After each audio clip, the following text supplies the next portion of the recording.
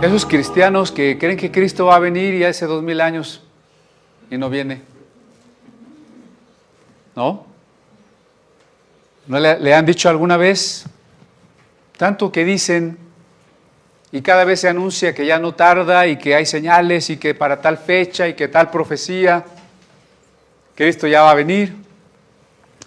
Y pasa el tiempo y Cristo no ha venido. Bueno, la carta a los Hebreos relaciona ese regreso de Cristo con la paciencia que debemos mantener en la prueba. Por eso, el tema central de la carta a los Hebreos dijimos que ha sido el de Cristo como sumo sacerdote. Cristo, el sumo sacerdote. Con Él, con ese nuevo sacerdocio, un nuevo pacto, una nueva ley, nuevo sacrificio, uno suficiente, nuevo templo. Pero otro de los temas que recorre toda la carta a los Hebreos es el tema de la fe. Y es presentado, quizás es la carta más abundante en tratar el tema de la fe y también la única que lo presenta en esa tensión, en esa dialéctica o algo que parece contradecirse. Por un lado, que la fe sea certeza, seguridad de la salvación. Por otra, la admonición, la advertencia constante de que quien pierde la fe le espera una horrenda expectación de fuego, porque horrenda cosa es caer en las manos del Dios vivo. Ahí están esos dos puntos que parecen irreconciliables, pero no son irreconciliables, solamente hay que seguir leyendo y hay que recordar lo que ya leímos.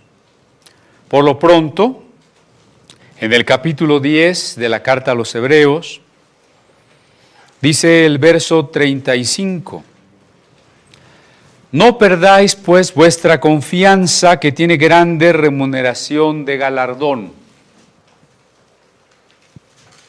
Es decir, no perdáis la fe.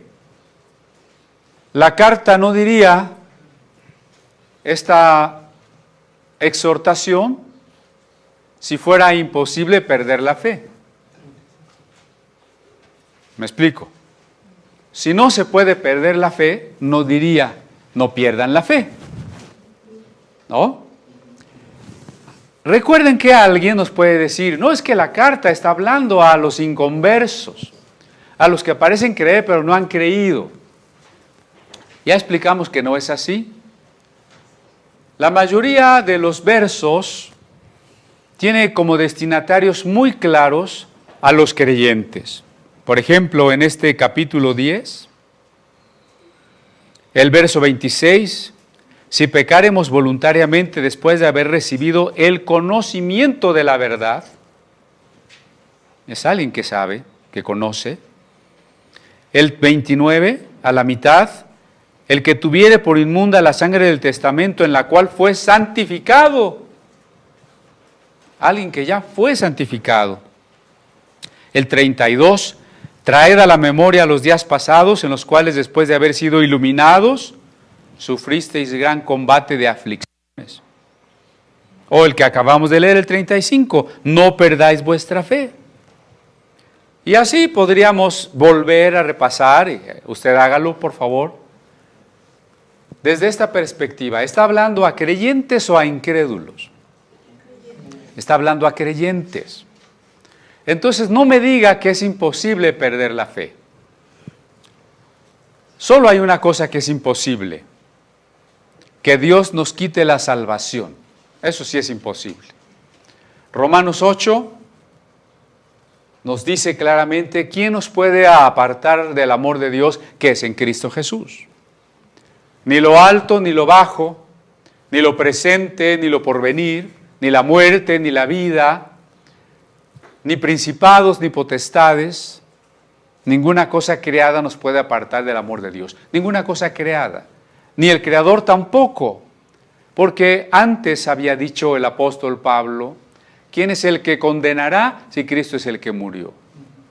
¿Quién nos acusará si Dios es el que justifica? Dios no nos condena. Ninguna criatura nos puede arrebatar la salvación. Pero desde el capítulo 3, en sus inicios, la carta a los Hebreos ya comienza a advertirnos que cuidemos que la fe no se pierda. Acuérdense que todos los hebreos salieron de Egipto. No está diciendo que perdieron la fe unos hebreos que no salieron de Egipto. Los que se quedaron en Egipto perdieron la fe. No dice eso. Sino que los que vivieron y comieron la Pascua, los que fueron liberados por las plagas y los milagros, y pasaron el mar, y anduvieron por el desierto, pero no entraron a la tierra prometida, quedaron postrados por causa de incredulidad. Así cierra el capítulo 3. Quedaron postrados por causa de incredulidad. Luego, el tema que vuelve a confrontar estas dos posturas, que a la vez que nos advierte y nos invita a creer, nos advierte qué sucede si dejamos de creer. El capítulo 6. Porque es imposible que los que una vez fueron iluminados, estoy citando textual, ¿no? Los que gustaron del don celestial, los que fueron hechos partícipes del Espíritu Santo y de los poderes del siglo venidero y recayeron, es imposible que sean renovados. Porque la tierra que bebe muchas veces el agua y no produce fruto, está cercana de ser quemada, ¿no? Capítulo 6 ya lo había advertido. Ahora en el capítulo 10 vuelve. Y primero nos afirma en la promesa divina. Nuestro sumo sacerdote es también el Cordero. Es también el velo que se ha roto y nos ha abierto un camino para que entremos confiadamente hasta el trono de la gracia. Es una salvación que es un regalo, eso quiere decir salvación por gracia. Acerquémonos pues con plena certidumbre de fe, dice el capítulo en el que estamos, el 10:22. Lleguémonos con corazón verdadero en plena certidumbre de fe. Esa es una postura. Y la otra, el versículo que ya de hecho memorizamos, el 31, horrenda cosa es caer en las manos del Dios vivo. Bueno, por fin, ¿me acerco en plena certidumbre de fe o tengo que tener temor porque horrenda cosa es caer en las manos del Dios vivo? Pues las dos cosas. ¿Por qué puedo acercarme en plena certidumbre de fe? Porque Él me ha perdonado de mis pecados. Entonces es equivocada la postura de quien vive en la incertidumbre en cada momento. Ahorita seré salvo o no seré salvo. Si ahorita tiembla, si ahorita me muero, no sé si soy salvo. Yo digo que sí, que Dios ya me perdonó mis pecados, pero quién sabe. O bueno, yo espero que sí, pero hasta que Dios me juzgue. Toda esa es postura de incertidumbre, equivocada. ¿Por qué? Tenemos que tener la certeza porque Cristo ya murió por nosotros. Cristo ya pagó nuestros pecados en la cruz, ya nos perdonó. Nuestra certeza radica en que Dios envió a su Hijo para que todo el que cree no se pierda, mas tenga vida eterna. Ahí está nuestra certeza. Sin embargo, ¿qué pasaría si llego a perder la fe? Recuerde usted que la fe no se pierde de repente. ¿Cómo pierdo yo los lentes a cada rato?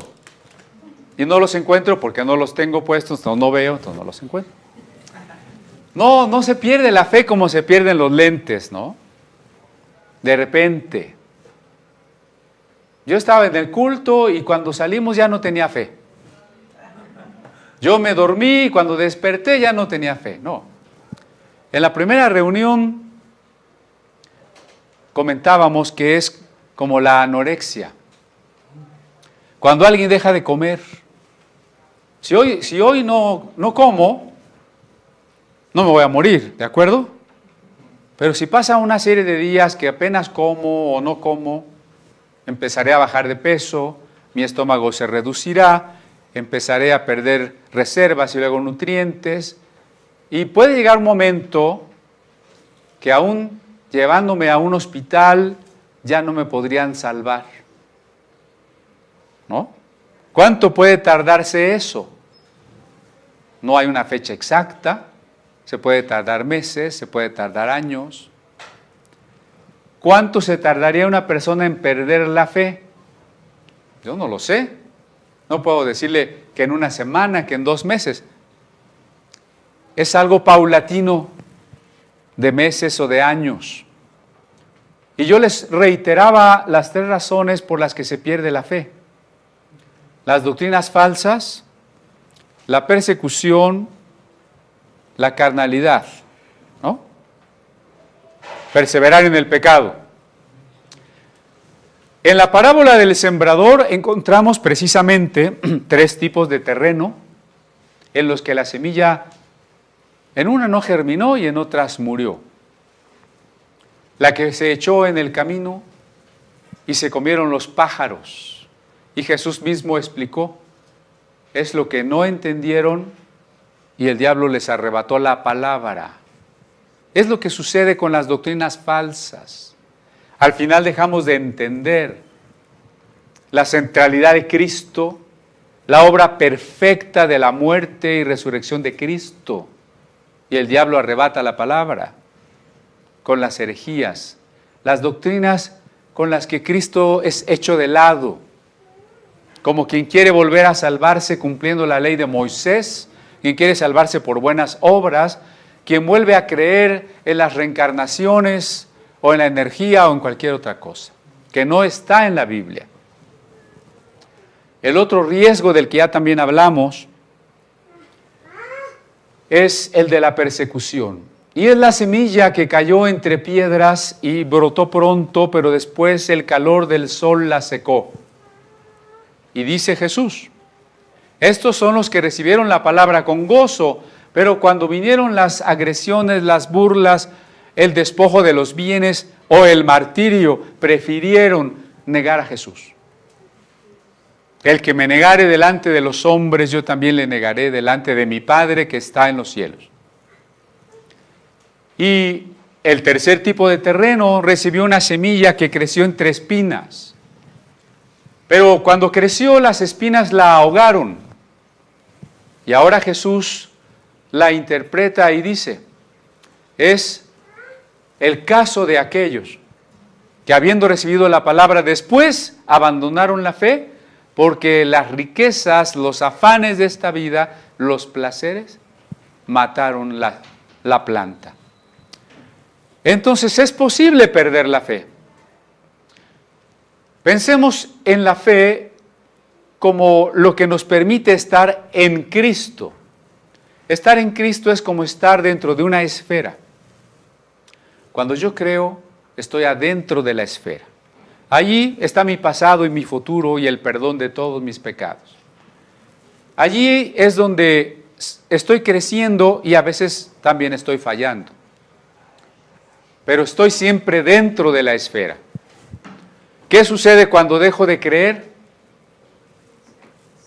Estoy fuera. ¿Sí? Estoy fuera. Entonces, cuando yo estaba dentro de la esfera, tenía todo, aún el perdón de mis pecados futuros. Por eso lo quiero comparar con una esfera, porque finalmente la Tierra no es plana, es redonda, ¿no? Y algo que nos cuesta más trabajo comprender, el tiempo y el espacio no son planos, son una esfera. pues estar en Cristo también es estar adentro de una esfera. Sin embargo, perder la fe es estar afuera. Y aunque mis pecados futuros eran perdonados, afuera de la esfera no. Porque perder la fe es rechazar el regalo, es ya no estar en Cristo. Pero esa es la gran interrogante. ¿Se puede no estar en Cristo? Si Cristo es fiel para consumar la obra, sí se puede dejar de estar en Cristo, y no por culpa de Cristo, sino porque nosotros hayamos perdido la fe. Por eso el verso 23 dice, mantengamos firme la profesión de nuestra esperanza. Y luego, me regreso al 36. Porque la paciencia os es necesaria. La paciencia es la capacidad de no desanimarnos en el sufrimiento. Pero el sufrimiento, por supuesto, tiende a desanimar a cualquiera. En primer lugar, porque a veces suponemos que como hijos de Dios no tendríamos que sufrir, que como hijos de Dios tendríamos que tener una vida exitosa, próspera, de líderes. Y por eso el libro de Job está allí. ¿Por qué sufre el justo? ¿Por qué el hombre más justo y recto sufrió más que cualquier otro? ¿Por qué Abraham, siendo el elegido, sufrió algo tan intenso como el tener que sacrificar a su hijo? El sufrimiento es, en primer lugar, misterioso. No sabemos por qué sufrimos, por qué Dios permite. Además, el sufrimiento puede ser intenso. Job se rascaba porque la llaga la tenía desde la cabeza hasta los pies, y eso es desesperante. La pérdida de sus hijos debe ser un dolor intensísimo. Pero además, el sufrimiento muchas veces es duradero. ¿Cuánto tiempo ya con esta enfermedad? ¿Cuánto tiempo ya con este problema o con estas carencias? ¿Quién no va a desanimarse? ¿Quién no va a dejar de creer? ¿Quién no va a preguntarse, ¿dónde está Dios? Si Dios existe, ¿por qué no me sano? ¿Por qué no encuentro trabajo? ¿Por qué mi hijo no deja las drogas?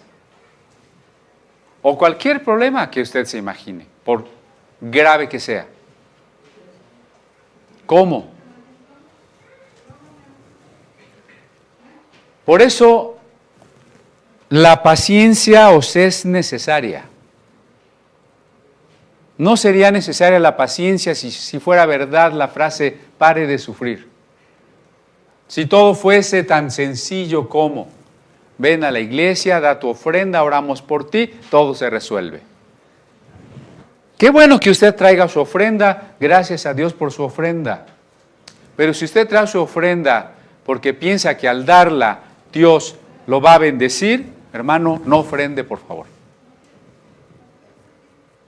Si usted piensa que por ofrendar Dios le va a resolver su problema, ¡oh, decepción!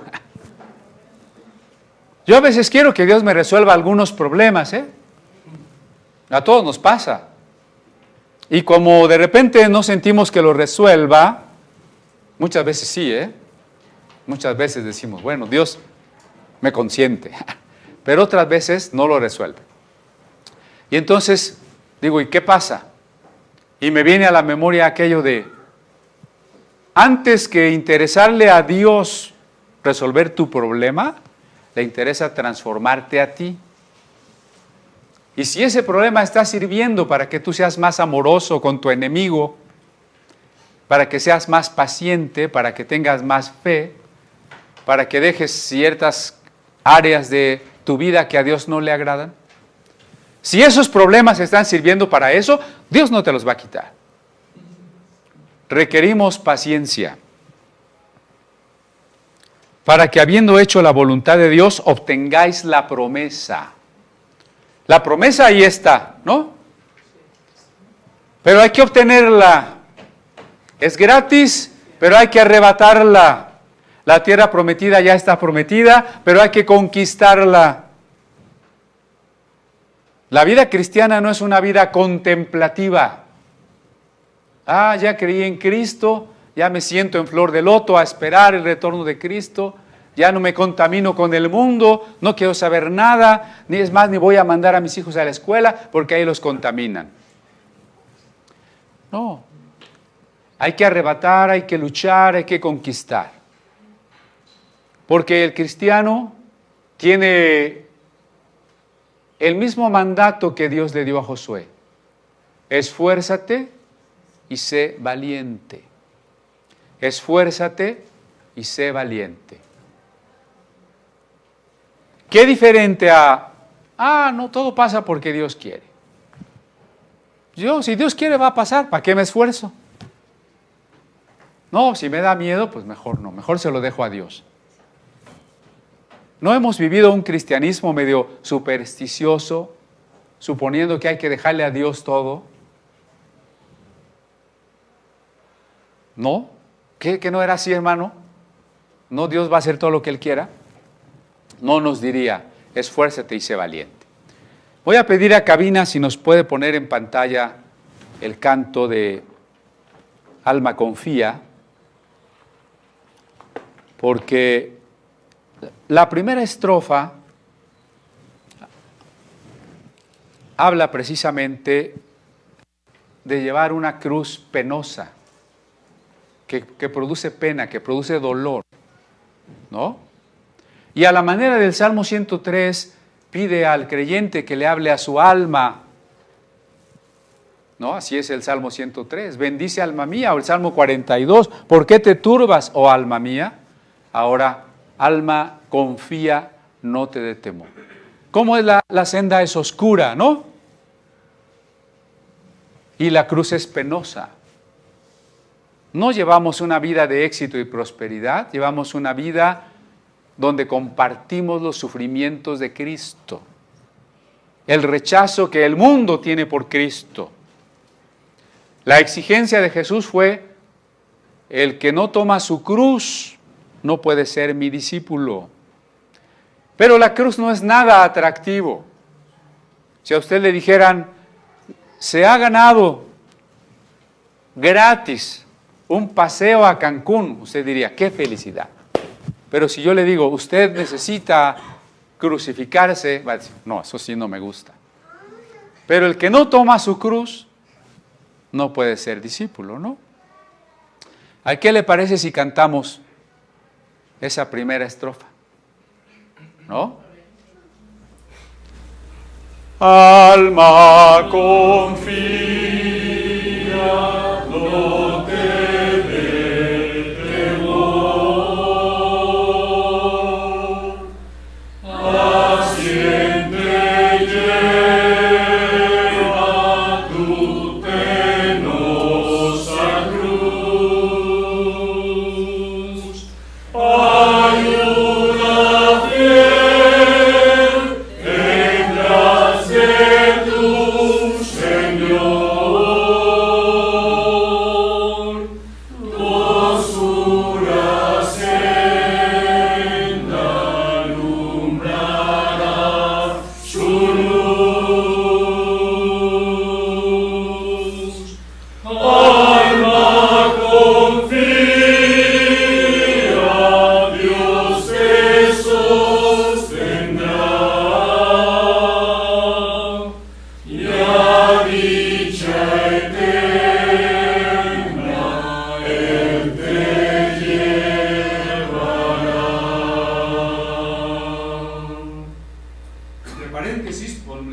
Siempre en la letra de los cantos, porque a cuántas de las mujeres les gustaría que el pretendiente les llevara serenata y estuviera tan distraído que no sabe ni qué les está cantando.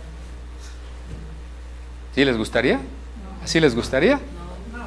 O que está bien concentrado en su ardor y sabe la letra que les está dirigiendo. Es posible que alguno pierda la promesa. Es posible que alguno pierda la recompensa. Por eso el verso 29, recuérdelo: ¿cuánto pensáis que será más digno de mayor castigo el que hollare al Hijo de Dios y tuviere por inmunda la sangre del testamento, en la cual fue santificado, e hiciere afrenta al Espíritu de gracia? Es posible. Yo me he preguntado en diferentes reuniones si todos los que estamos en ese momento, para el caso hoy, si todos los que hoy estamos aquí, estaremos en la resurrección. ¿Y por qué me lo pregunto? Porque en tantos años de ser cristiano, he visto un grupo del que uno u otro ya no está. En este largo caminar cristiano he visto muchos precisamente haber perdido la fe, haber apostatado, y es triste. Conozco los que por causa de pecados o amor por la riqueza ya dejaron a Jesús. Conozco a muchos que fueron arrastrados por doctrinas falsas. Y conozco menos, pero conozco los que por persecución han preferido ya no ser cristianos. Entonces la pregunta es, si de aquí a 5 años, 10 años, que usted o yo nos muramos, o Jesús haya llegado, ¿estaremos todos en la resurrección? El canto 30, cantamos hace rato, en su última estrofa, la número 4, precisamente expresa la oración, el deseo. Si nos ayudan allá, ojalá lo tengan, en cabina.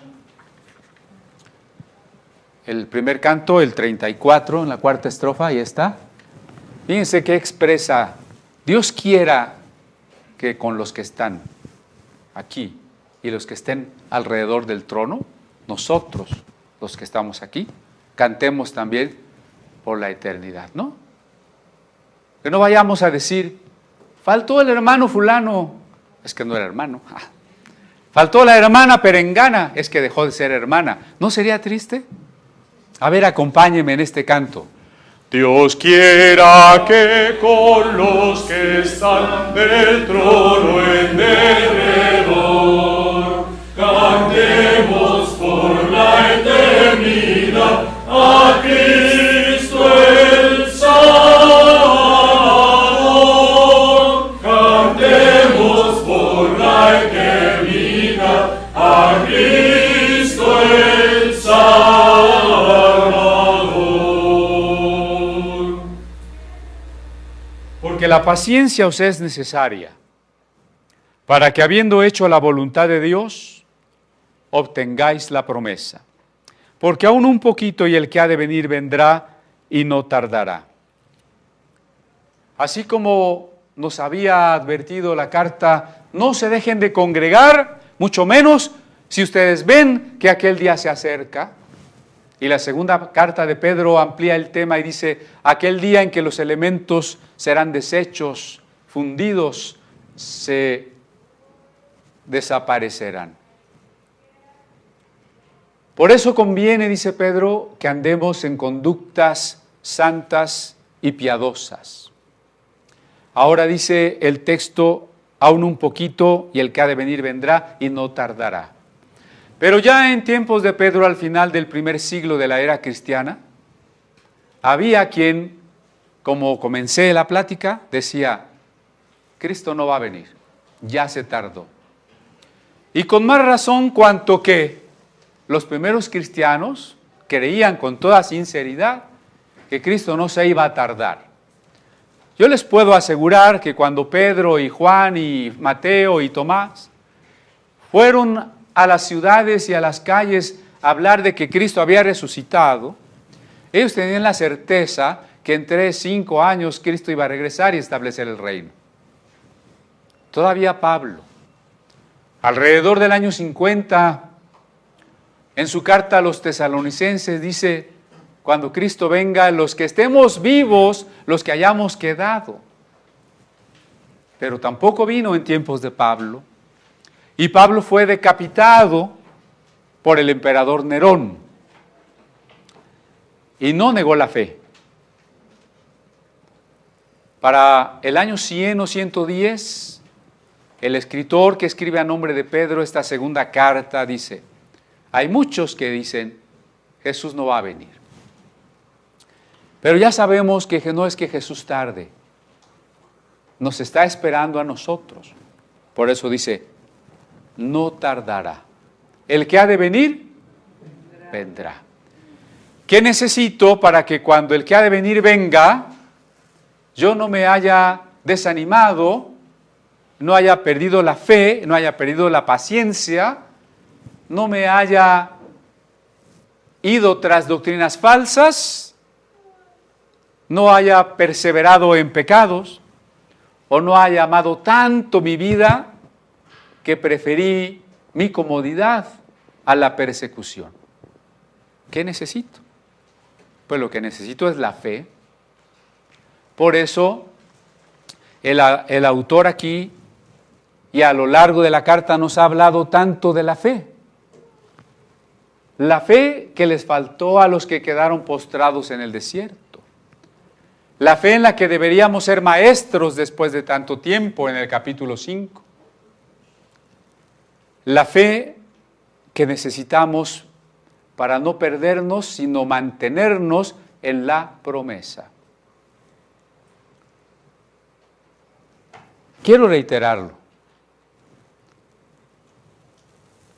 Dios es fiel, la salvación no es por obras, la promesa de Dios es segura, nuestros nombres están escritos en el libro de la vida. Todo eso lo recibimos por fe y mientras lo recibamos por fe es nuestro. El día que no lo queramos, dejará de ser nuestro. Y no porque Dios nos lo haya quitado, ¿verdad? Por eso lo relaciona con la segunda venida de Cristo, porque tener una meta nos ayuda.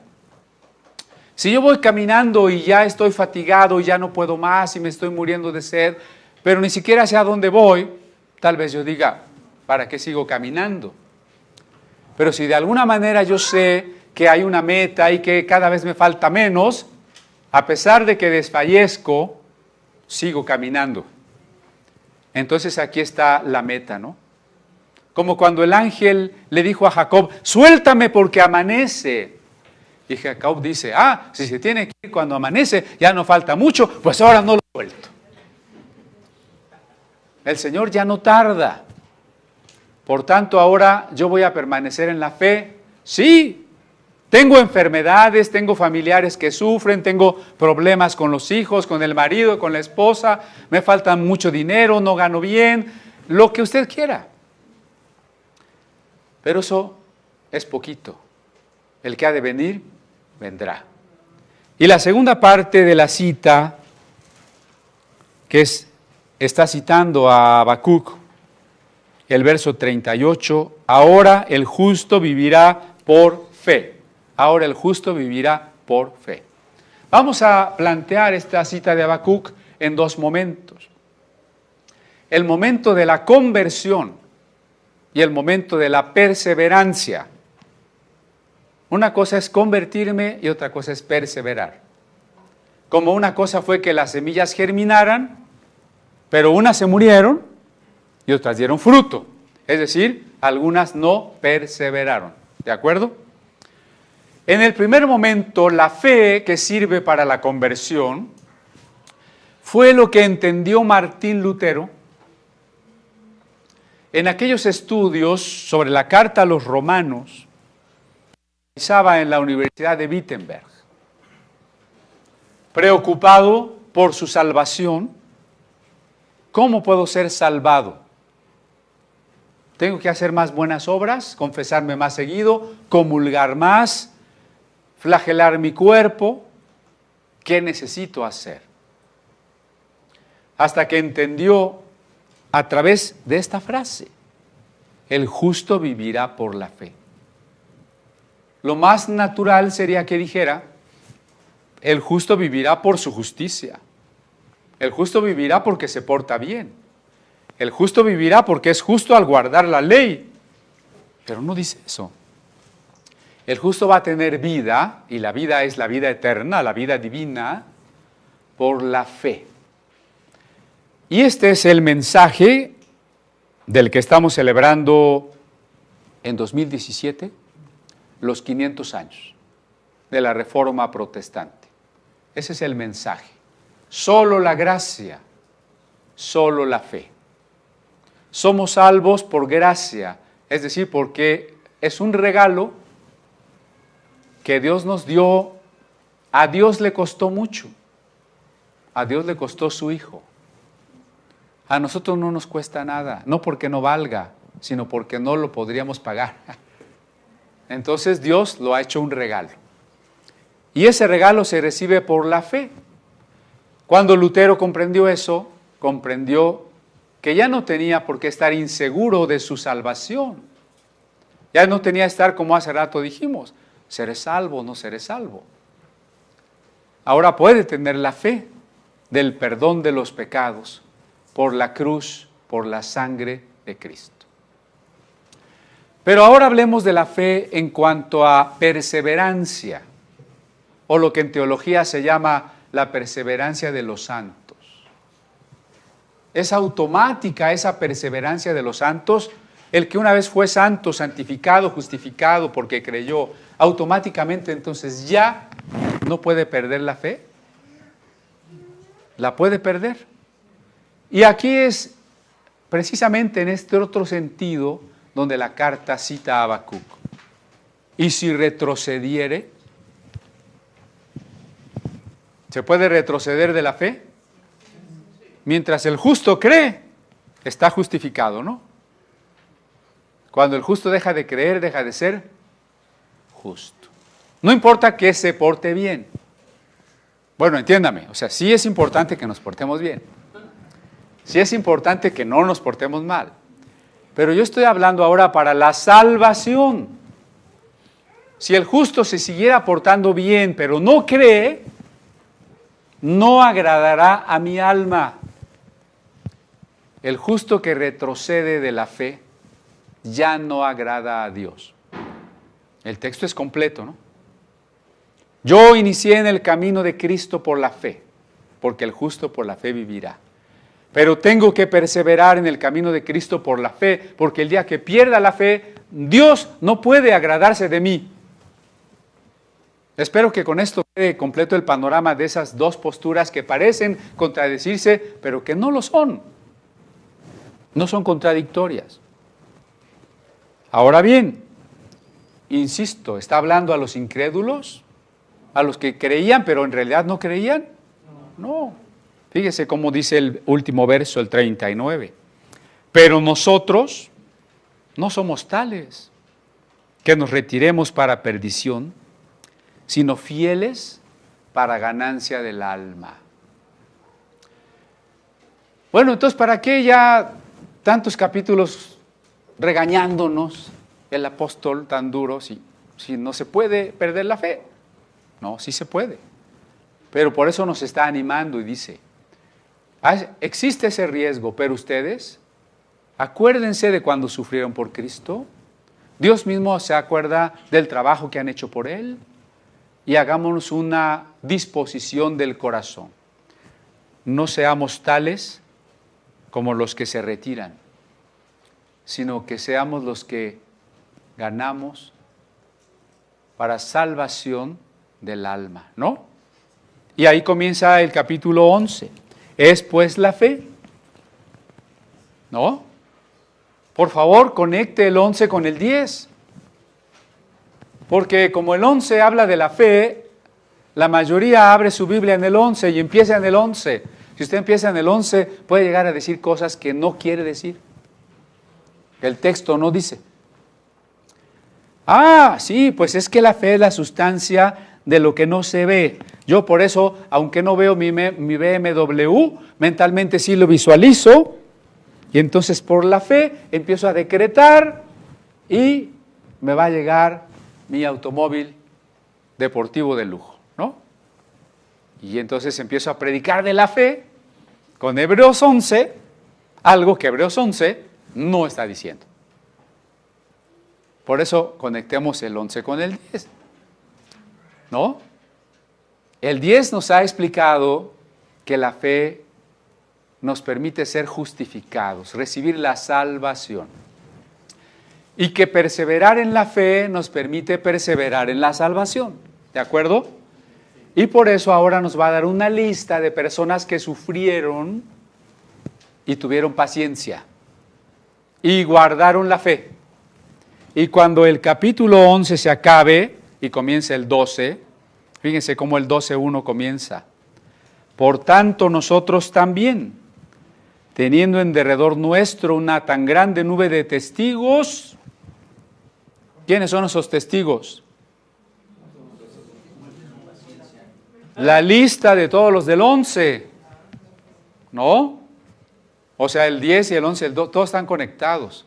O sea, la Biblia no se lee por capítulos, por versículos, ¿no? Sino por unidades.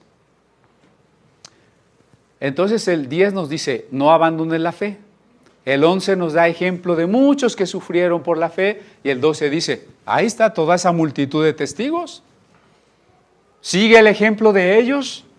Y hay que correr, sigo en el 12:1, dejando todo el peso del pecado que nos rodea, todo el peso que nos podría hacer perder la fe, jalar hacia el mundo, corramos con paciencia la carrera que nos es propuesta, ¿no? Antes de examinar el capítulo 11, tengamos la idea del panorama, el panorama completo, ¿no? O sea, no podemos perder la fe porque gracias a la fe somos salvos, pero sin fe dejaríamos de ser salvos. Capítulo 11, todos estos, mira, sufrieron, murieron, sin embargo, tuvieron fe. Por tanto, ahora tú tienes que correr con paciencia esa carrera. Y la paciencia es aguantar el sufrimiento, aguantar el dolor. ¿No se le hace raro esa frase, correr con paciencia? Yo pensaba que paciencia era irse así. Entonces, correr con paciencia, pues voy a perder. No, pero la paciencia no es eso. Paciencia es que yo voy corriendo, ya me duelen los pies, ya siento que me falta el aire, ya siento... Síguele, ¿no? Esa es la paciencia. No le bajes el ritmo, no quieres que te vayas despacito, sino que a pesar de, o hasta los obstáculos, bríncalos, el calor, lo que sea, sigue corriendo. Regresemos al capítulo 11, verso 1. Es pues la fe la sustancia de las cosas que se esperan. Siempre en el contexto de la Sagrada Escritura.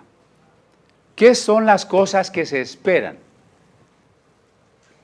Bueno, yo espero que Dios me bendiga con un traje de seda de unos miles de pesos, con un reloj de $500,000 de pesos, con una residencia. Entonces, como la fe es la sustancia de lo que se espera, voy a empezar a tener visión para que me lleguen esas cosas. Se me queda viendo raro. Ya no sabe si estoy hablando en serio o no. Solo estoy repitiendo lo que es una doctrina, por cierto, equivocada, ¿no? Hablábamos de las doctrinas equivocadas. Muy difundida, muy difundida. Casi usted no va a encontrar, o difícilmente va a encontrar, quien le diga qué es realmente la fe. Todas las predicaciones sobre la fe están enfocadas a conseguir éxitos, logros y sobre todo de tipo material, cosas agradables. Pero la fe no es eso. Para empezar hay que poner en prioridad las cosas que se esperan. ¿Cuáles son las cosas que se esperan? Capítulo 10, final del verso 34. Tenéis una mejor sustancia en los cielos. Le está hablando a los que perdieron sus bienes por el Evangelio. Ustedes tienen una mejor y perdurable herencia en los cielos. O por ejemplo, al final del 36, para que obtengáis la promesa. El final del 35, grande remuneración de galardón. ¿Cuáles son las cosas que se esperan? Las cosas eternas. No me venga a decir que por la fe usted va a estar sano y va a bajar de peso y hasta guapo se va a volver. Porque ese no son el tipo de cosas celestiales que tienen que ser nuestra meta, ¿no? Las cosas que se esperan son las cosas eternas. Y la fe es la sustancia en la medida en que, a pesar de que todavía no llegan y de que todavía no las veo, tengo la certeza de la promesa divina y voy a perseverar, porque hay una sustancia que me hace perseverar. Y la segunda parte dice la demostración de las cosas que no se ven. Tenga mucho cuidado ahí, porque a veces confundimos la fe con otras cosas, ¿no? Cuando dice, bueno, tú conoces Rusia, ¿has visto Rusia? Pues no, pero tienes fe que existe. Sí, pues así Dios. No, perdónenme, pero no. Porque de Rusia o de otras cosas que no hemos visto, tenemos otro tipo de pruebas, de inferencias, de información, ¿no? Aquí está hablando de las cosas que no se ven, en tanto que las cosas que no se ven son eternas. ¿Sí me explico? O sea, no está diciendo que simplemente porque algo no se vea, tengamos la ingenuidad de creer. ¿Has visto una sirena? No, pues ten fe de que sí existen. Este es un pensamiento positivo, tipo New Age, que se imbuye hasta en los niños, ¿no? Hay una película donde se está muriendo un personaje imaginario y se está muriendo porque ya nadie cree en él. Y entonces todos se empiezan a repetir, creo en las hadas, y ya se revive, ¿no? La fe es eso, entonces darle entelequia a cosas que no existen, o simplemente porque nunca las he visto, tengo que aceptarlas porque si no sería un incrédulo. En primer lugar, lo que la fe debe creer tiene que estar en la Biblia. Porque si un día usted dice, yo por fe me voy a aventar de la azotea y por fe no me va a pasar nada, yo por fe le digo que se va a romper la cabeza, ¿no? ¿Por qué? Porque ¿dónde dice la Biblia que hagamos eso? Hasta el diablo quiso convencer a Jesús y Jesús dijo, no. Entonces, para que yo pueda creer algo, tiene que estar en la Biblia. Usted no me venga a decir que cree algo que no está en la Biblia, ¿eh? Cuando usted me diga, es que yo creo tal cosa, lo primero que yo le voy a preguntar es, ¿dónde dice? Por otra parte, creer no es suponer. Oye, ¿va a venir el hermano tal? Pues creo. Pues si así cree en Dios, pues entonces no cree, ¿verdad? A veces la gente confunde esa acepción de la palabra creer y por eso hay mucha gente que está en contra de la fe, porque cree que las creencias son suposiciones. Pero nosotros tenemos una creencia no en ese tenor, sino en lo que significa aceptar lo que Dios dice. Y eso que Dios dice no es ingenuo. Oye, pero ¿tú por qué vas a las pirámides a cargarte de energía? ¿De qué energía me estás hablando? No, pues quién sabe, pero lo importante es creer. No, esa es una ingenuidad. Tenemos que creer cosas que son, que existen. Pero las cosas que existen no tienen que estar cambiando, porque lo que cambia deja de existir, ¿no? A lo mejor alguien me regala una manzana y yo digo, me la como después y a la otra semana ya se echó a perder y ya no me como la manzana, ¿no? Las cosas que se ven, que se tocan, no son eternas. Cuando habla aquí de las cosas que no se ven, es porque está hablando de las cosas eternas que están en la palabra de Dios y que se alcanzan y que se obtendrán en el futuro. Por eso es también esperanza cuando permanecemos en la fe. Entonces, ¿qué no es la fe? Primera cosa, La fe no es un poder mental para conseguir cosas. ¿Sí? La fe no es, como decía un pastor, pero no es. Decía, embarázate de lo que quieres. Tú quieres casarte, quieres un hombre guapísimo y rico, embarázate mentalmente y te va a llegar. Eso no es la fe. Y no hay versículos que digan eso, ¿no? ¿Qué otra cosa no es la fe? La fe no es suposición. Aquí está la ciencia, un conocimiento seguro, y luego las creencias, puede ser o no ser. Eso no es la fe. La fe tampoco es aceptación ingenua. Llévense este frasquito de agua que ya bendijimos, ya oramos por ella, ya concentramos la imposición de manos, ya va bien cargada de bendición. Llévesela y usted se va a sanar. Nada más deje sus 1,000 pesos. Mucha gente dice, si no cree hasta se siente culpable. Dice, ¿no seré muy incrédulo? Pues en ese sentido sí sea incrédulo, hermano. Sea crítico, sea escéptico. Porque la fe no es ingenuidad. La fe requiere un sustento, una base. La ingenuidad no tiene base. La fe requiere una base. ¿Sí? Entonces, la fe no es nada más aceptar mentalmente algo que dice la Biblia, si no involucramos la vida. Esa no es verdadera fe, es fe muerta. La fe no es ingenuidad, la fe no es creencia, la fe no es poder mental. ¿De acuerdo? Nada de eso es la fe. Entonces, ¿qué es la fe? La fe es decirle sí a Dios. Dios es el amado. Hace rato cantamos otro canto, ya no los voy a poner a cantar otra vez, pero acuérdense de ese canto. La voz de mi amado se oye ya. Es un pasaje de Cantares, ¿no? ¿Quién es el amado? Cristo, ¿no? Cristo viene y nos ofrece salvación. Nos seduce, nos enamora. Y nosotros, los que decimos sí, eso es la fe. Decirle sí. La fe es una aceptación de lo que Dios ofrece. Pero es una aceptación vivencial, existencial, porque esa novia, esa esposa que dice sí, no está diciendo solo un sí mental, intelectual, sino su sí involucra que todo su ser ahora pertenece a, ¿no es cierto? Eso es la fe. Por eso, la fe se tiene al inicio cuando le decimos al Señor, sí creo que moriste por mí, creo en el perdón de los pecados que me ofreces y lo recibo. Y esa es la conversión. Pero ahí no termina la fe.